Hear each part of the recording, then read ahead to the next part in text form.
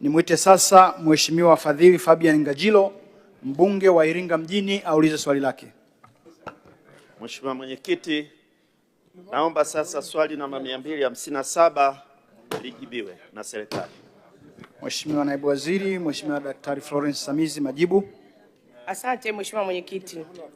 Kwa niaba ya Waziri wa Afya, naomba kujibu swali la Mheshimiwa Fadhili Fabian Ngajilo, mbunge wa Iringa mjini kama ifuatavyo.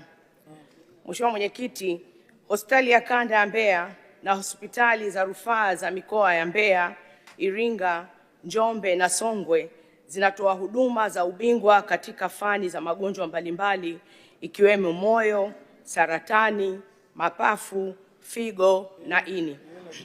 Hospitali ya kanda ya Mbeya inatoa huduma za ubingwa bobezi katika fani za upasuaji wa moyo, upasuaji wa ubongo na mishipa ya fahamu, matibabu ya mfumo wa chakula na ini, huduma ya mfumo wa upumuaji pamoja na huduma ya upasuaji kwa watoto wachanga.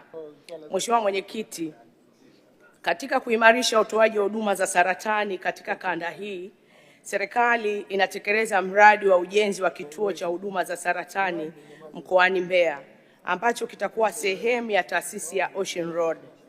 Kukamilika kwa mradi huu kutawezesha wananchi kupata huduma za ubingwa za saratani katika kanda hii, hivyo kuwapunguzia gharama za kufuata huduma hizi katika taasisi za saratani Ocean Road jijini Dar es Salaam. Mheshimiwa Mwenyekiti, naomba kuwasilisha. Mheshimiwa Fadhili Ngajilo, swali ya nyongeza. Mheshimiwa Mwenyekiti, naomba nichukue nafasi hii pia kumshukuru sana Dr. Samia Suluhu Hassan, Rais wa Jamhuri ya Muungano wa Tanzania, kwa kuwekeza sana kwenye huduma za kibingwa katika nchi yetu.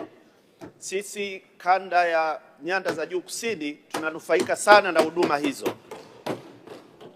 Sisi Nyanda za Juu Kusini tunategemea sana hospitali ya kanda ya ile iliyopo pale Mbeya.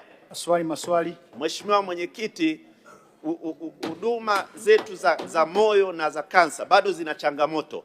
Sasa maswali.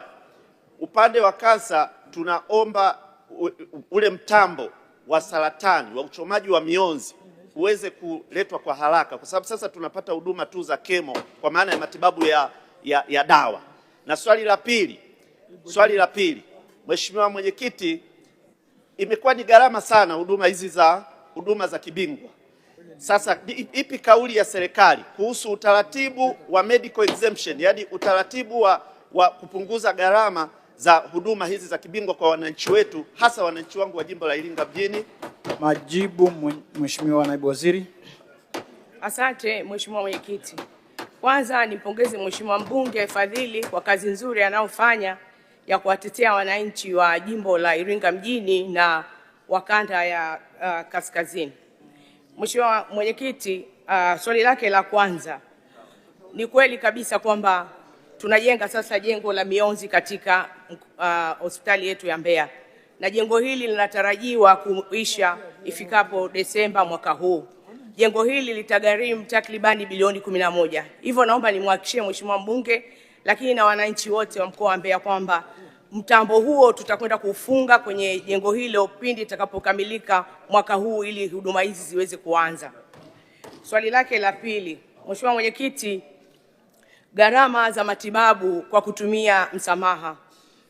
Kwanza kabisa hapa Mheshimiwa Mwenyekiti, nipongeze Mheshimiwa Rais Daktari Samia Suluhu Hassan ambaye ameendelea kulipa gharama za matibabu kwa wagonjwa ambao hawana uwezo. Na kwa bajeti ya mwaka 25-26 serikali imetumia zaidi ya bilioni 34 kuwahudumia wagonjwa wa msamaha. Hivyo nimhakikishie Mheshimiwa mbunge, wagonjwa ambao hawana uwezo wataendelea kuhudumiwa na serikali kupitia maafisa maendeleo ya jamii walioko katika hospitali zetu. Wagonjwa hao watapata huduma.